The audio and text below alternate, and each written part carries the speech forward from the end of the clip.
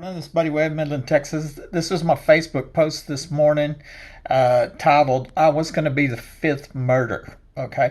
A neighbor that lived directly across the street told me that the young previous owner of my home, Mike Lawhon, died here, but she also said that somebody else died here before him.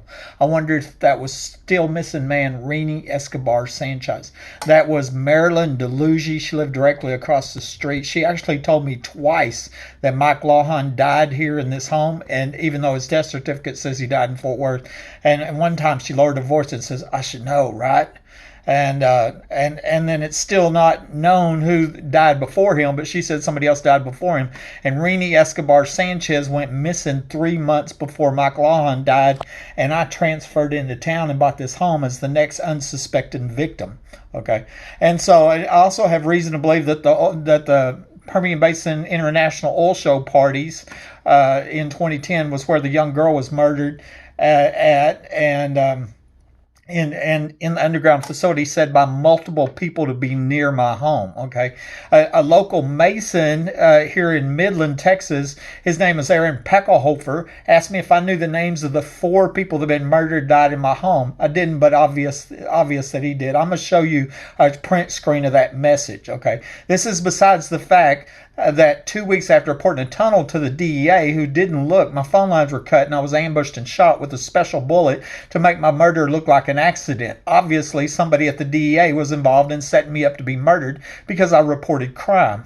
The question has been asked if the last homeowner made the same mistake as I did and called the DEA, which resulted in him being murdered. How many other citizens have done their civic duty, called law enforcement, and then died by accident on purpose because of that? Somebody at the DEA needs to start answering some questions about people dying when they call and they report crime to them. There's no telling how many good people this gang has murdered in cold blood. It could be your family next. Okay, and so even its title, it'll be the fifth murder, was going to be the fifth murder. This is the print screen from Aaron Peckelhofer. Okay, and I wish you luck in life. I won't involve myself. I'm well aware of the many corruption accusations against the Midland Police Department. I'm not so sure it's a secret police scenario as much as it's pure criminal activity by the police. But if I can ask, there were 4 people who were murdered, died in your house. What are their names? Okay, and you know what? One thing I noticed is that people I suspect of involvement in these crimes, they'll point out, oh, he was asking a question, but obviously that's a grammar mistake because, you know, this guy didn't ask me if there was 3 or 5 or 72 people died in my house. He said 4. Okay, that's a specific number, and so you know that's he knows who the name were. It wasn't what are the names of the 3 or what are the names of the 72 people they murdered. It was the names of the 4 people murdered in your house. So you know, his little grammar mistake in that, and you know, and that question mark means nothing, you know. So I went on and I talked about the previous homeowner. And so then I posted links to certain videos I made.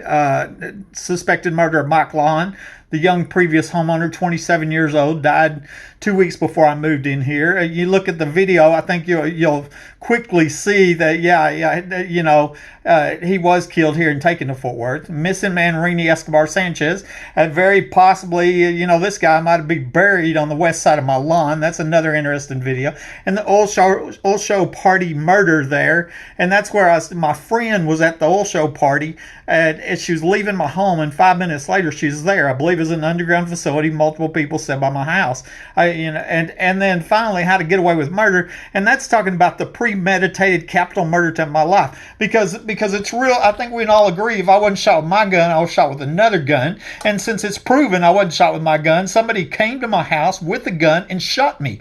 By definition, that's capital attempted murder. It takes premeditation. Nobody accidentally breaks into a private home, accidentally cuts the phone lines, and accidentally shoots the homeowner with a plastic tip pellet filled bullet. Okay, and so here's some of the videos you can go look if you want to go see them. Suspected murder of Mike Lawhon. This guy left 2 little boys. They're growing up without their dad. I fully believe he was killed here in this house. Okay, this right here. This is the widow of Rini Escobar Sanchez, and I ain't gonna tell that whole story, but his daughter contacted me, and you know, because the dad is still missing. Okay, also party murder here. These are infamous. Everybody's heard about them.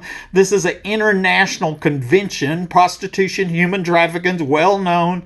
They're infamous, famous, and but nobody knows where it's going on. Well, maybe it's going on the underground, $1 million underground facility. Multiple people said it's near this home. And then how to get away with murder right here. And obviously we got some corrupt police involved. That's all there is to it. I mean, there is no doubt about that whatsoever. And then the evidence shows I was shot with a .45 loaded with a plastic tip pellet filled bullet to make my murder look like an accident. The fifth murder is probably more. This is nuts, people. I mean, something's got to change around here.